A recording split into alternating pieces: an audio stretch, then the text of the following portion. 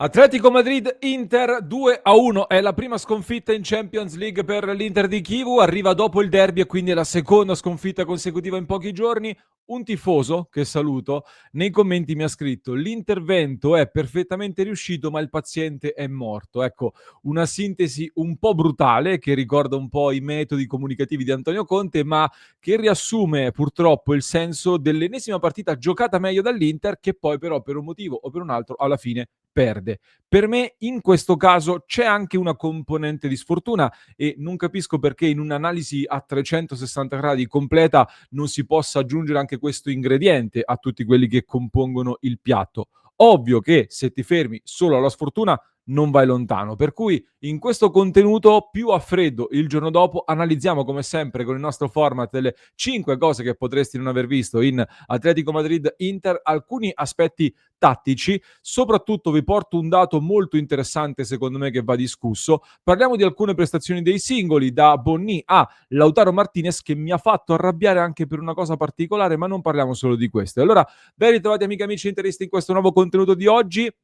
Vi invito a lasciare un mi piace, se non l'avete ancora fatto clic sul tasto iscriviti. So che il momento è un po' così ragazzi, però supportateci, abbiamo bisogno del vostro supporto, clic subito qui sotto, continuiamo a crescere tutti insieme. Vi aspetto anche nel club di Passione Inter, dove abbiamo fatto un'analisi molto molto approfondita con la nostra community sul club. Trovate anche il QR code qua su, eccolo, in alto, per entrare nel nostro gruppo. E riepilogando un po' una sintesi di tutto quello che ci siamo detti in queste ore, io partirei dalla fine, ovvero dal post partita. Negli spogliatoi c'è stato un confronto con i dirigenti che sono scesi nello spogliatoio, con Chivu, con la squadra, hanno parlato e subito dopo in conferenza stampa Chivu è intervenuto indicando anche quelle che sono le cose da migliorare dal suo punto di vista. Ha fatto riferimento a 5 cose che vi porto. Capire i momenti, un tema importantissimo, la percezione del pericolo, il cinismo, la voglia di vincere qualche duello in più, quindi anche l'aspetto più di garra, di cattiveria, e la voglia di essere qualcosa in più. Questo nell'elenco che ha fatto Chivu, questo è l'elenco che ha fatto Chivu di cose che vanno migliorate e su cui bisogna lavorare. Mi soffermo innanzitutto come primo punto di questa nostra analisi sul cinismo, perché è un grossissimo tema che ci portiamo dietro da tanto, ma che anche in questa partita emerge in maniera molto netta e che paghiamo purtroppo a caro prezzo. Vi porto queste statistiche, ragazzi, che ci dimostrano che l'Inter ha creato più expected goal, quindi l'Inter ha creato più occasioni, semplifichiamo così, dell'Atletico Madrid, ha tirato di più, 17 tiri a 15, di questi 17 la curiosità è che 12 tiri dell'Inter sono arrivati da dentro l'area di rigore, ma solo 6 sono finiti nello specchio della porta, tra cui uno di Ciala da fuori area. Quindi già notate che sulla grande mole di tiri l'Inter tira già anche da dentro l'area, eppure solo la metà raggiunge lo specchio della porta, ma soprattutto il dato interessante è quello degli XG sui tiri in porta che ci propone la piattaforma diretta.it. Ecco, se l'Inter ha creato più expected goal, gli expected goal sui tiri in porta in realtà è nettamente a favore dell'Atletico Madrid, la colonna di sinistra, 1.81 contro l'1 dell'Inter. Che cosa significa? Significa che in sintesi l'Inter tira di più da dentro l'area, ma l'avversario, in questo caso l'Atletico Madrid, con pochi tiri crea dei pericoli più nitidi all'avversario, cioè all'Inter. E qui ci spostiamo quindi al tema del gioco. Secondo punto da analizzare è relativo anche all'aspetto tattico che si collega anche a questo. È tutto collegato in questo contenuto di oggi. Partiamo da un punto che ha fatto molto discutere, l'aver schierato ancora Carlos Augusto a destra. Ecco, è un esperimento ormai direi definitivamente bocciato. Purtroppo la sfida contro la Lazio mi aveva un pochino illuso, il suo ingresso nel finale, diciamo il suo schieramento nel finale in quella posizione lì mi aveva un pochino illuso.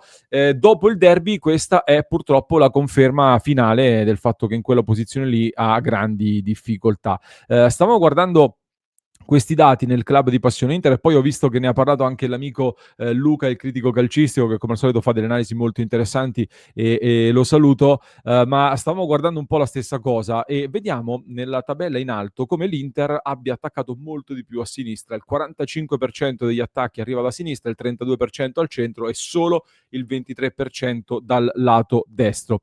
È un dato che ci sorprende fino ad un certo punto, nel senso che l'Inter è sempre più sbilanciata a sinistra, anche come densità di giocatori tra quando c'era Mkhitaryan, comunque quel triangolo lì lo conosciamo bene, Bastoni, Di Marco, Mkhitaryan o chi c'è al posto di Mkhitaryan. E l'Inter pende sempre molto a sinistra e molto spesso sfrutta questa cosa per liberare poi un uomo sulla destra da raggiungere, spesso Denzel Dumfries, che lo fa sicuramente meglio di Carlos Augusto.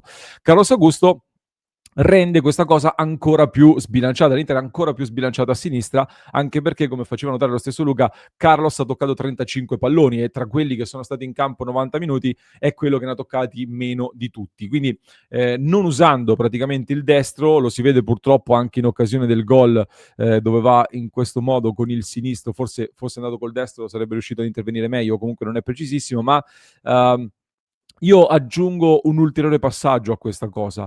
Contro l'Atletico che gioca con una linea bassa, molto compatta, soprattutto al centro, l'Inter per scardinare questa difesa e avere grandi occasioni doveva isolare gli uno contro uno al centro della difesa, i nostri attaccanti contro i loro difensori, e per farlo devi riuscire ad allargare le maglie della difesa e quindi Carlos Augusto avrebbe dovuto giocare con i piedi sulla linea del fallo laterale, sostanzialmente, cosa che invece non ha mai fatto e così ti manca uno sfogo. L'Atletico Madrid lo sapeva e ti ha potuto quindi arginare in maniera più agevole. Al tempo stesso l'essere sbilanciati da un lato non è che di per sé comporta la sconfitta, perché se poi guardiamo questa tabella, l'Atletico Madrid è ancora più sbilanciato di noi a destra, 52% di attacchi a destra, 28% al centro e 20% a sinistra. Anche in campionato, l'avevo già anticipato, l'Atletico Madrid ha come lato forte, come binario, soprattutto quello destro. L'avevo anticipato prima, l'ho ribadito durante la partita e lo abbiamo rivisto di nuovo in questa gara. Ecco, l'Inter di solito è un pochino più equilibrata, come vediamo nella tabella sotto,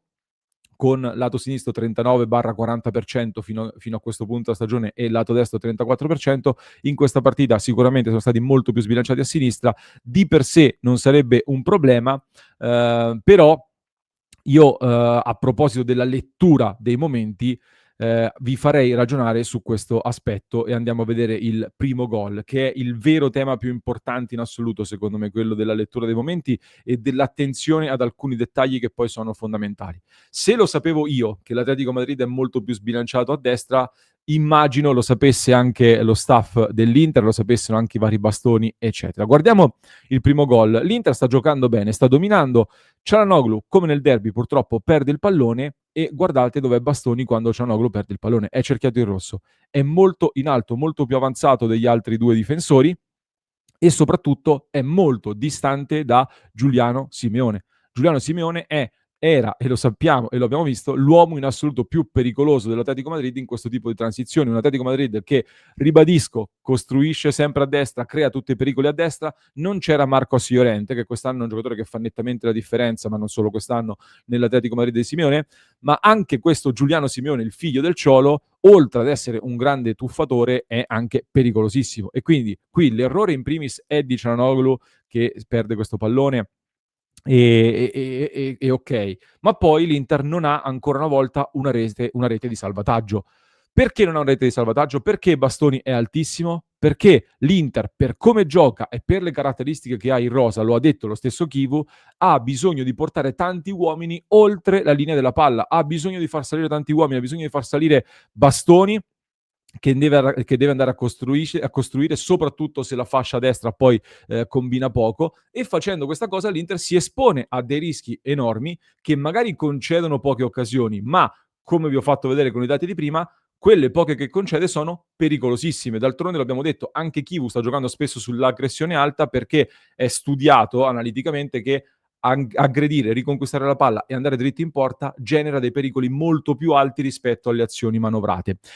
È qui però che Chivu deve assolutamente lavorare, perché quando una serie di partite le perdi così, devi andare a lavorare su questa cosa. E quindi bisogna trovare dei piani B per queste partite qua. Magari Inzaghi ad un certo punto aveva iniziato ad alternare di più delle fasi più aggressive e un pochino più alte a delle fasi in cui invece si abbassava, cercava di, quando andava ad affrontare delle squadre chiuse come l'Atletico per esempio, cercava di attrarre l'Atletico di farlo venire fuori, di allungarlo per poi colpirli in delle transizioni, in dei contropiedi artificiali, cioè non dei veri e propri contropiedi, ma li faccio allungare così mi genero lo spazio per andare ad attaccare in una sorta di contropiede però artificiale. Quindi cercare di alternare questa cosa, le transizioni sono state un grande punto di forza dell'Inter, e poi un altro piano B che va assolutamente trovato è quando subisci un colpo devi riuscire a reagire nel più breve tempo possibile. L'Inter in questa partita intanto ha reagito al derby,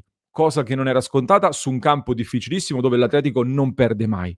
Ma poi ha reagito anche al gol subito, ma lo ha fatto quando nel secondo tempo, dopo che nell'intervallo sei riuscito un attimo a risistemarti e a confrontarti. Kivu deve lavorare qui, secondo me, quindi oltre agli aspetti tattici, anche sulla testa dei calciatori che intanto non devono perdere la fiducia nel lavoro che si sta facendo, perché il lavoro è buono. La classifica in Champions, in campionato, lo testimonia, al netto di qualche punto in meno rispetto a quello che ci si aspettava e delle difficoltà che stiamo commentando. E poi bisogna lavorare sulla testa per la concentrazione anche nei momenti decisivi, che è assolutamente decisiva. E scusate la ripetizione, ma avrete letto, questo è il quarto punto che volevo analizzare, la statistica sicuramente l'avete sentita, l'abbiamo detta più volte anche noi ieri sera, l'Atletico Madrid non segnava da calcio d'angolo da 83 calci d'angolo battuti, cioè all'84esimo calcio d'angolo battuto arriva il gol, e ci avevano avvertiti che il tema dei calci piazzati sarebbe stato decisivo in questa partita. Lo ha detto dopo la gara, qui la foto dell'articolo che ho preso da Tutto Mercato Web è sbagliata, è di Ančko e di qualche anno della stagione scorsa, però Ančko ha detto che nello spogliatoio avevamo detto che i calci piazzati sarebbero stati decisivi, quindi lo sapevano anche loro, se lo sono detti e ci hanno lavorato sicuramente. Io, ragazzi, non ho la presunzione di sostituirmi a Christian Chivu, di dirgli cosa dovrebbe fare. Penso che lui e il suo staff hanno dei motivi per preferire questa marcatura a zona sui piazzati, però ecco, su una cosa posso smentire Chivu: non è vero che l'Inter è la prima volta che subisce gol su calcio d'angolo, perché era già arrivato il gol di Thuram in Juventus-Inter su calcio d'angolo, e contro il Kairat non era calcio d'angolo ma era un calcio di punizione, comunque un piazzato, e la difesa a zona pure l'avevamo pagata cara. Ma sono andato a rivedermi un po' di cose e già negli appunti del mondiale per club, quindi a giugno e luglio, c'era tanta discussione su questa marcatura zona, e gli stessi calciatori, se vi ricordate, avevano fatto delle dichiarazioni dicendo che dovevano abituarsi a questa novità, che era un cambiamento importante. Ecco, Chivu a quanto pare vuole continuare così, da quello che ha detto anche dopo la partita, però mi interrogo: una squadra che soffre di questi cali di concentrazione, aggiungere una marcatura così complessa, soprattutto in momenti delicati, mi continua a lasciare qualche dubbio, francamente. Poi, a proposito di errori individuali, ci sono anche degli errori individuali che si stanno pagando cari. Chivu si è arrabbiato in diretta per l'errore di Pio Esposito, che stava lanciando il contropiede, qui sbaglia il passaggio per Frattesi, che concettualmente poteva starci, ma era molto complicato. Anche Frattesi doveva muoversi meglio sicuramente, però poteva anche un attimo temporeggiare, andare a sinistra, c'era uno sfogo a sinistra su Carlos Augusto molto più comodo. Pio Esposito qui preferisce questo passaggio che innesca il contropiede, da cui arriva il cross dell'Atletico con Akanji che spazza male, anche Akanji qui brutto errore che manda in calcio d'angolo, e dall'angolo arriva il gol. Pio era entrato, secondo me c'era una logica comunque nei vari cambi, con Pio Esposito scelto per tenere i palloni, far salire la squadra e innescare anche i contropiedi. Non l'ha fatto benissimo, ma non gli getterei francamente la croce addosso, anche perché non sono andati bene nemmeno Sucic, Frattesi, Luis Enrique, che ha fatto figurare bene anche Nico Gonzalez sulla fascia. Luis Enrique è un tema, perché se non c'è Dumfries, se non c'è Darmian, Luis Enrique ha speso 23 milioni, è un evidente errore di mercato che abbiamo sottolineato fin dal momento del suo arrivo, e in questo momento stiamo pagando anche questa cosa qui sicuramente, ma stiamo pagando anche queste disattenzioni. Poi sui cambi ne riparleremo in diretta. Zielinski ha detto Chivu che aveva un problema, quindi è uscito e aveva praticamente chiesto il cambio, mentre Bonni lascia più di qualche dubbio, ecco, poi ne riparleremo. Senza dubbio miglior notizia in assoluto per l'Inter, un Bonni con 4 gol e 6 assist, se non vado già errato, in questa partita negli 1 contro 1, una 27 su 9 addirittura, quindi molto molto bene. A differenza di un Lautaro Martinez, che è l'ultimo punto, il quinto punto di questa nostra analisi di oggi, anche se poi abbiamo toccato tantissimi altri temi. Dicevo che Lautaro mi ha fatto arrabbiare. Allora, prestazione negativa, anche questa, di Lautaro Martinez. Non so se è il peggiore in campo, qualcuno ha messo bastoni tra i peggiori in campo. vabbè, comunque Lautaro sicuramente tra i peggiori, ha fatto un ottimo assist per Di Marco, un po' di lavoro sporco e poco più. Esce da questa partita con 37 palloni toccati, di cui 12 palloni persi, di cui 10 nel primo tempo addirittura, quindi poca qualità, poca presenza, poca sensazione di pericolo anche contro una difesa lenta che si poteva e si doveva sicuramente attaccare, anche nella combinazione con Bonni che si è vista poco. Io, ecco, perché mi sono arrabbiato, o almeno sospendo un attimo il giudizio, ma spero che Lautaro fosse arrabbiato al momento del cambio con se stesso, perché tanti hanno sottolineato, anche i bordocampisti, che era molto arrabbiato al momento del cambio, l'abbiamo visto che era molto nero in volto, però ecco, io spero davvero che si sia arrabbiato con se stesso e che non si sia arrabbiato con Chivo, o comunque con la decisione di sostituirlo, perché da capitano deve pensare prima di tutto al bene della squadra e in questo momento non è brillante, la prestazione non è buona, non può permettersi di trasmettere nervosismo ad una squadra che sta vivendo un momento particolare. Non mi era piaciuto, l'avevo sottolineato subito, come si fosse innervosito dopo il gol subito nel derby e questa cosa purtroppo da capitano poi la trasmette alla squadra. Sentivo anche su cronache di spogliatoio, c'era, non mi ricordo chi, forse D'Agostino, che diceva che stava entrando in campo più Esposito, entra in campo un giocatore giovane che devi dargli anche fiducia e tu da capitano quindi devi andare anche ad incoraggiarlo, a caricarlo, non puoi trasmettergli che stai rosicando per la sostituzione e per l'uscita. È una cosa, è un discorso che condivido abbastanza, io però nella mia analisi mi fermo ad un livello prima di un Lautaro che è nervoso e avevo già detto anche dopo la Lazio, segna dopo la Lazio e mi sembra contro la Lazio e dice che, che era contento per il gol perché stava vivendo un momento difficile. Ma in realtà un momento difficile, si sta caricando troppo, si sta aggiungendo troppo nervosismo e dovrebbe accettare di più anche la scelta se si è arrabbiato per la sostituzione. Spero di no, francamente. Spero che l'Inter continui a lavorare su quei dettagli che bisogna sicuramente sistemare. Gli errori individuali sono cose che si possono sistemare con più attenzione, con più cattiveria. Kivu potrebbe, dovrebbe fare delle cose che abbiamo detto, deve prestare attenzione ad alcune cose sicuramente, ma bisogna andare avanti con fiducia perché quest'Inter comunque, nonostante le sconfitte, i segnali, eccetera, eccetera, è a 3 punti dalla vetta in campionato, a 3 punti dalla vetta anche in Champions League, con un piede praticamente già fatto per i playoff e la possibilità di andare direttamente agli ottavi di finale. Non dobbiamo scioglierci, ma sicuramente diverse cose vanno migliorate per poter andare ancora più in alto. Sinistra, o comunque non sinistramente, però ci sono delle somiglianze, come dicevamo anche ieri, con la seconda stagione di Inzaghi, la 22-23, quella che culminò poi con quel gol di Candreva in Salernitana Inter, eccetera, eccetera, ma lì insistendo e lavorando su alcune cose, poi l'Inter si sbloccò e riuscì a decollare. Per me, e anche in questa Inter, ci sono i margini per fare un buon lavoro, per andare avanti, e bisogna avere fiducia e bisogna però lavorare su queste cose. Fatemi sapere che ne pensate anche voi.